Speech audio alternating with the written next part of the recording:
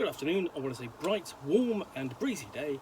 It is Monday the 27th of June and I'm in the Read Nook with a box and a nice hot cup of tea.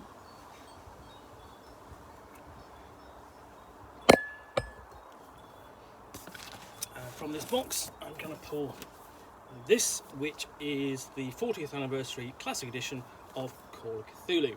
Now I've already done a partial unboxing of this, in which I looked at the core rules and the sourcebook from the 1920s, and I've also done an unboxing of Shadows of Yog-Sothoth, which is the first campaign for it, and the only supplement which came up for it in 1992. But the next one below is this,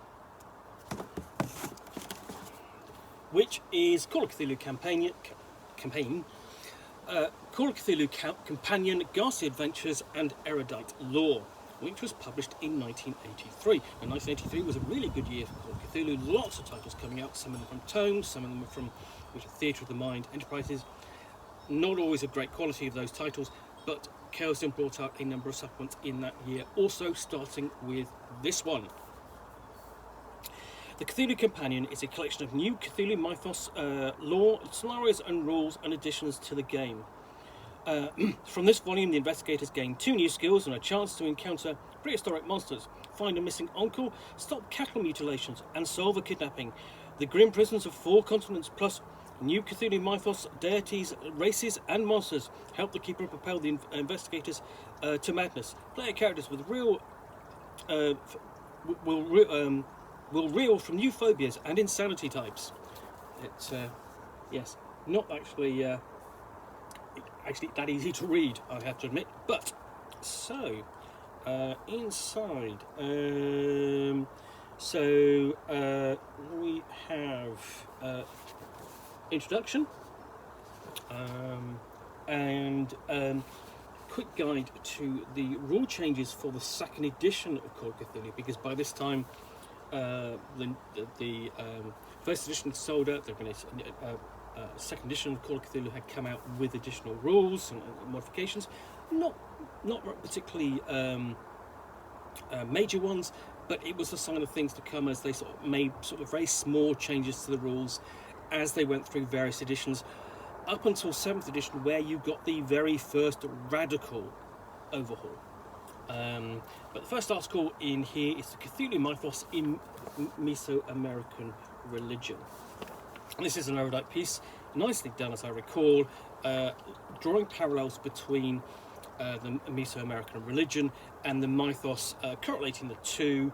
So you have discussions of, Yig and Cthulhu, mythos-derived religions in Mesoamerica, the mythos and the Aztecs, Shub-Nuggurath, and other correlations. Quite a short article, but definitely somewhere to start if you are interested in working with the two mythoses essentially and drawing those connections. Then we have further notes on the Necronomicon by Filius P. Sadowski, learned scholar. And this is a really a nice piece exploring the etymology and history of the Necronomicon. I have one complaint about it, but which is that this is actually designed. It's not in the 1920s. It's actually 1979, and it's as I recall, and it just kind of doesn't feel right. It definitely feels as if it should be set much earlier. So it's a modern day piece, and it just feels a bit strange. And then we have Sourcebook Editions, and this is, so we've got 5 different prison descriptions, including penal theory used in routine prison functions. So we have Big House State Pen, which essentially is in the USA, Wayshorn Cove Work Farm, HM Deathlock Prison, Great Britain, Bolita Occo, Latin America, Cheoranas, North Africa or Middle East, and so on. Lovecraftian timeline, rulebook edition, editions, so new phobias like androphobia or clinophobia, fear of beds. Androphobia is fear of males. Ergophobia is fear of work. No comment. And we have additional deities and races and so on. Or two new types of insanity: quixotism and pantheism, as well as additional deities, races and monsters. So Aboth, Atlaknaka, Ghasts, Nothcare, Gugs, Ligor, and more. Not illustrated, but again you see their appearance here first, and of course they would later appear in the core rules, and they're still there today. So all the way down to Moon Beasts and Zoth Ogmog. Excerpts and prayers. Excerpts included come from the Necronomicon, Revelations of Glarkey, Alazif, and Writings of an Old Dutch Wizard. So these can form the basis of player handouts if you're writing various scenarios about them. Before we get into the first of the scenarios in the Companion, which is Paper Chase, and you'll find Paper Chase today in the Call of Cthulhu starter set, because it's quite a short scenario where the investigator is hired to look into a missing uncle and break-ins at his uncle's house and theft of books, and it quickly is revealed that the uncle has turned into a ghoul. Now this kind of set a blueprint for scenarios to come, where where the ghouls are not seen necessarily as being inimical to mankind, but could still be very dangerous. It was entirely possible to have a conversation with them, but this scenario is quite short. You can play it in a couple of hours, and it's really suitable for a keeper and either one or two players, which is one reason why it's in the starter set, because really it's at that stage where it's like the first scenario that a keeper runs for another player. And then, you know, got a nice little map there with the route from the house to the cemetery. So just 3 pages there. Then we have the Mystery of Loch Fyne, which sends the investigators essentially on the trail of something akin to Loch Ness and the Loch Ness Monster, but in Loch Fyne. And in the and this is revealed to be rather not an ancient dinosaur, but Ligor, and the associated Scottish clan dedicated to its worship. So you know, you even have the clan dungeon there. And of course standing stones to encounter and experiment with. Next scenario is the rescue, and this kind of diverges from the mythos in that it involves werewolves, and this takes place in let's have a look. Trying to work it's in the Appalachians, or Appalachians, depending upon your pronunciation, and essentially a consul at the US State Department goes missing. They're on a walk, on a hiking holiday, and the investigators are called in to help find him, and they encounter a werewolf, and the possibilities of how that plays out are quite interesting. You know, do they rescue the consul's daughter, who is still being held a prisoner, and in what condition is she in? and so on. Is she safe? Is she impregnated? Is she going to turn into a werewolf herself?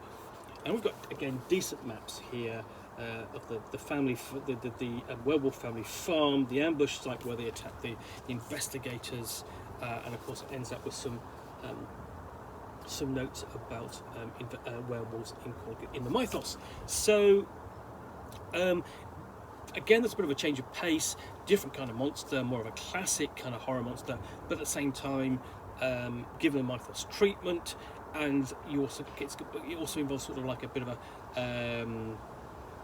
kind of physical confrontation there. Again, these scenarios have been reprinted. Notably, they were brought together for the 3rd edition hardback, at least. And the last scenario is the Secret of Castronego, which is a bit of a big bruising scenario, where a friend of the investigators, or essentially someone, and also his professor, go missing down New Mexico way, investigating local Indian legends, and the investigators follow them and out into the rural backwater and the town of Castronego, which seems to be dominated by one or two families which came across from Spain in the 18th century, and notably it includes there's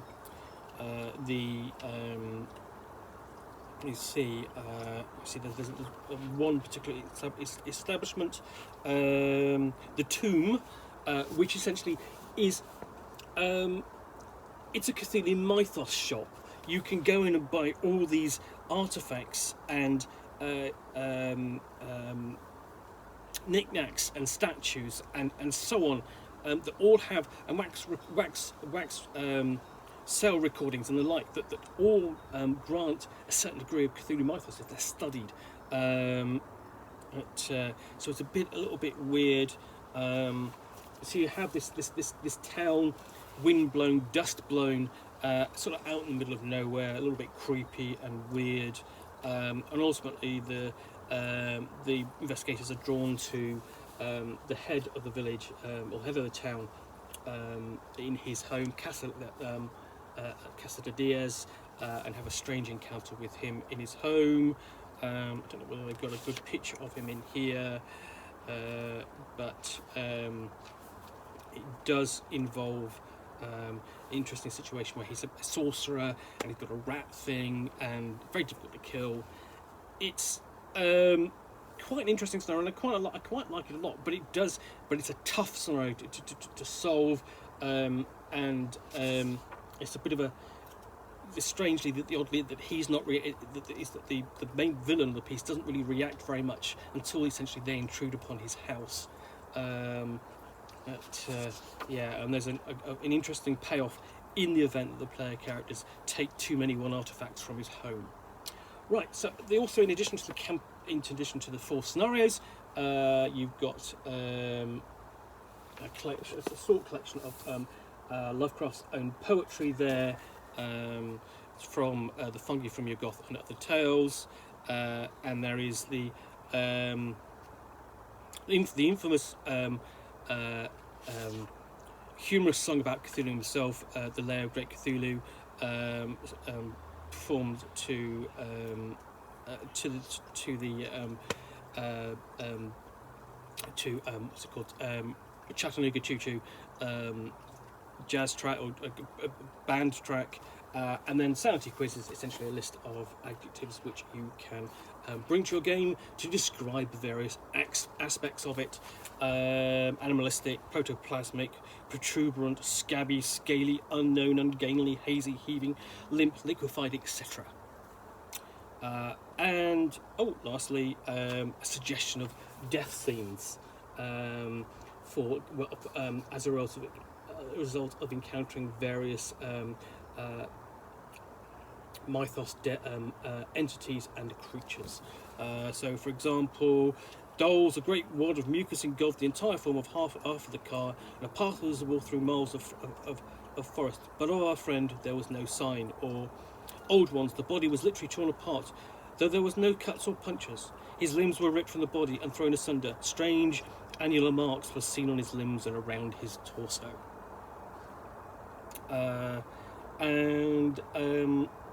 Then we have this. I think this is. I don't remember this being in there, which is the strange high house in the mist, which is basically a cutout and fold together little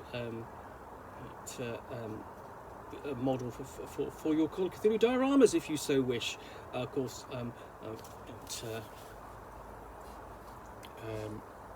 and yeah, so that is the the Cthulhu Companion, Ghastly Adventures at Erudite Lore, published in 1983.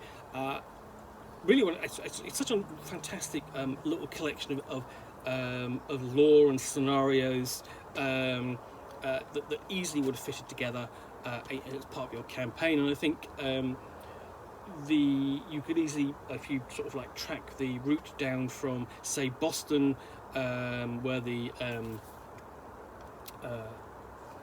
scenario Secret of Castronego kind of starts, you could easily put a lot of these scenarios together, where a couple of them at least would go together quite well. The rescue could easily be part of that journey down, and you could run that after you've done the haunted house, the classic scenario, and so on. But yeah, I do like this one. I'm looking forward to reading into this again and giving it a good review. Anyway, thank you again for watching another unboxing in the Nook. If you've enjoyed this, then please do click on the like button down below.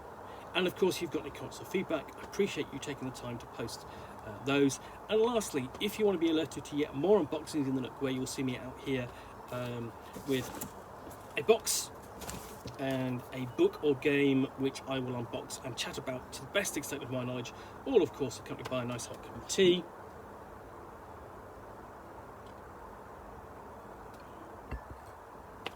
Then please do hit that subscribe button down below. In the meantime, thanks again for watching another unboxing in the Nook, and I'll be back again soon. Bye for now.